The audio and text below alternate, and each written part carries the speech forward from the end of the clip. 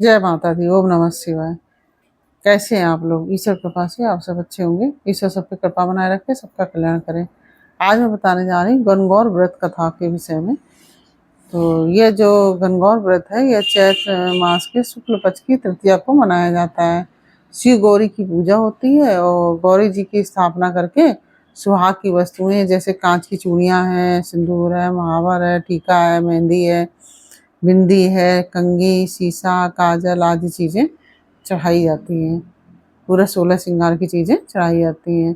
तो चंदन, अक्षत, धूप, दीप, नैवेद्य आदि से विधिवत पूजा की जाती है और फिर कथा सुनी जाती है। तो गणगौर जो व्रत की कथा है वह इस प्रकार से है। एक बार भगवान शंकर नारद और पार्वती जी को साथ में लेकर पृथ्वी पर घूमने के लिए निकले। संयोगवश उस दिन तृतीया थी और उसी दिन किसी गांव में पहुंच गए।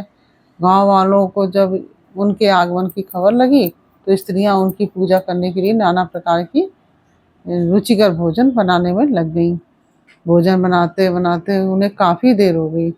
दूसरी ओर निर्धन घर की स्त्रियों ने जैसी बैठी थी वैसे ही अपनी थालियों में अक्षत, हल्दी और शिव पार्वती जी का अक्षत हल्दी लेकर शिव पार्वती जी का पूजन कर दिया।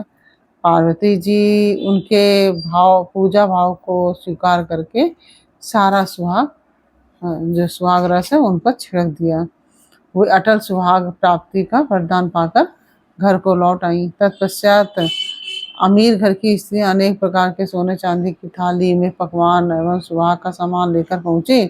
तब भगवान शंकर ने शंका व्यक्त करते हुए कहा कि पार्वती, तुमने सारा सुहाग तो पहले से ही उन स्त्रियों को दे दिया है, अब इनको क्या दोगी? तो पार्वती जी ने कहा कि आप इनकी चिंता छोड़ दो। हे प्राणनाथ, उन स्त्रियों को तो मैंने केवल ऊपरी पदार्थ से बना हुआ रस दिया है, ऊपरी पदार्थों से बना हुआ रस दिया है, इसलिए उसका रस धोबी से रहेगा। परंतु मैं इन स्त्रियों को अपनी उंगली चीर कर अपने रक्त का सुहाग रस दूंगी। यह सुहाग रस जिसके भाग में पड़ेगा वह तन मन से मुझ जैसी सौभाग्यवती हो जाएगी। उन स्त्रियों ने शिव पार्वती जी का श्रद्धापूर्वक भक्तिभाव से पूजन किया और फिर देवी पार्वती जी ने अपनी उंगली चीरकर रक्त को उनके ऊपर छिड़क दिया और कहा, तुम सब वस्त्राभूषणों का परित्याग करके माया मोह से रहित हो तथा तन मन धन से पति की सेवा करना, अखंड सौभाग्य की प्राप्ति होगी। माँ पार्वती का यह आशीर्वाद सुनकर तथा प्रणाम करके स्त्रियां अपने अपने अपने घर लौटी। इसके पश्चात पार्वती जी ने पति की आज्ञा से नदी में जाकर स्नान किया और बालू के महादेव बनाकर पूजन किया, भोग लगाया और प्रदक्षिणा करके बालू के 2 कण का प्रसाद खाकर पार्वती जी ने माथे पर टीका लगाया। उसी समय उस पार्थिव लिंग से शंकर जी प्रकट हुए और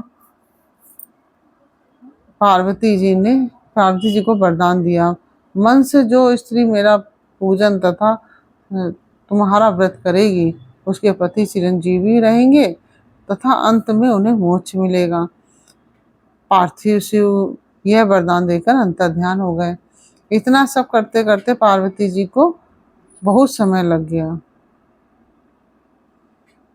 इतना सब करते करते पार्वती जी को बहुत समय लग गया और काफ़ी देर बाद जब वे लौट कर आई तब महादेव जी ने उनसे देर से आने का कारण पूछा।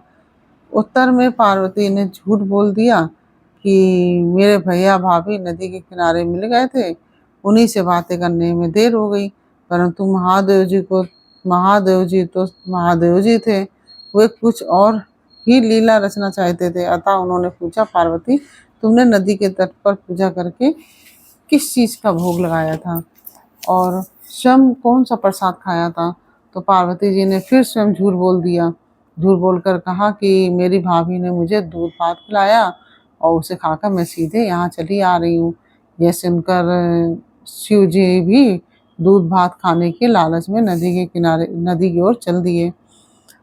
पार्वती दुविधा में पड़ गईं। तब उन्होंने मौन भाव से भोले शंकर का ही ध्यान करके प्रार्थना की कि हे भगवान, यदि मैं आपकी अनन्य दासी हूँ तो आप इस समय मेरी लाज रखिए। यह प्रार्थना करते करते पार्वती जी शिव जी के पीछे पीछे चलती रहीं। उन्हें दूर नदी के तट पर माया का महल दिखाई दिया, जिसमें पार्वती जी के भाई और भाभी विद्यमान थे। ये लोग जब वहां पहुंचे तो उन लोगों ने आगवानी तथा स्वागत सत्कार किया। 2 दिन 2 दिन तक तीनों ने, शिव पार्वती और नारद जी ने उनका आतिथ्य स्वीकार किया। तीसरे दिन सुबह जब पार्वती जी के द्वारा चलने की आग्रह को ठुकरा दी तीसरे दिन सुबह पार्वती जी के द्वारा चलने के आग्रह को ठुकरा दिया, वे अभी और रुकना चाहते थे। तब पार्वती रूठकर अकेले ही चल दी। ऐसी दशा में उनको भी पार्वती के साथ चलना पड़ा। जब तीनों लोग चलते चलते काफी दूर निकल गए तो उस समय संध्या हो चुकी थी। एक जगह पर जैसे ही रुके वैसे ही शिवजी ने पार्वती जी से कहा कि मैं तो तुम्हारे मायके में अपनी माला ही भूल आया हूँ। इस पर पार्वती मैया माला लाने को तैयार हुई, किंतु शिव जी की आज्ञा से न जा सकी। नारद जी जो थे माला लेने गए तो वहां आकर देखा कि ना कहीं महल ना कहीं माला, वरन घोर अंधकार में हिंसक पशु विचरण कर रहे थे। इस अंधकारमय वातावरण को देखकर नारद जी घबरा गए और चकित हुए। तत्क्षण अचानक ही बिजली चमकने से वृक्ष पर टंगी हुई माला दिखाई दी। उसे लेकर भयातुर अवस्था में वो शिव जी के पास आए। अपनी विपत्ति का सब हाल कह सुनाया। शिव जी बोले, हे नारद, यह सब पार्वती की ही लीला है। इस पर पार्वती बोली, मैं किस योग में हूँ। तब नारद जी ने सिर झुकाकर कहा कि माता, आप पतिव्रताओं में सर्वश्रेष्ठ हैं। आप सौभाग्यवती समाज में आदिशक्ति हैं। संसार की स्त्रियां आपके नाम स्मरण से ही अटल सौभाग्य प्राप्त कर सकती हैं और समस्त सिद्धियों को बना मिटा सकती हैं। तब आपके लिए यह कर्म कौन सी बड़ी बात है। महामाये गोपनीय पूजन अधिक शक्तिशाली तथा सार्थक होता है, क्योंकि पार्वती जी ने नारद जी की वजह से पूजन की बात छिपाई थी और अपने आराध्य भगवान शिव से झूठ बोली थी। उसी परंपरा से इस व्रत को छिपाकर किया जाता है। नारद जी ने कहा कि आपकी भावना तथा चमत्कार पूर्ण शक्ति को देखकर मुझे बहुत प्रसन्नता हुई है। मैं आशीर्वाद रूप में कहता हूँ कि जो स्त्रियां इस व्रत को गुप्त रूप से पति का पूजन करके मंगल कामना करेंगी, उन्हें महादेव जी की कृपा से दीर्घायु वाले पति का साथ मिलेगा। इस प्रकार से यह गणगौर व्रत कथा पूर्ण हुई। और यह कथा आपको कैसी लगी ये मुझे कमेंट बॉक्स में अवश्य बताइए। अच्छी लगी हो वीडियो को लाइक शेयर अवश्य कीजिए और कमेंट में ओम नमः शिवाय अवश्य लिखिए। फिर मिलते हैं आपसे अगले वीडियो में एक नई जानकारी, एक नई कहानी के साथ। तब तक के लिए ओम नमः शिवाय। जय माता दी।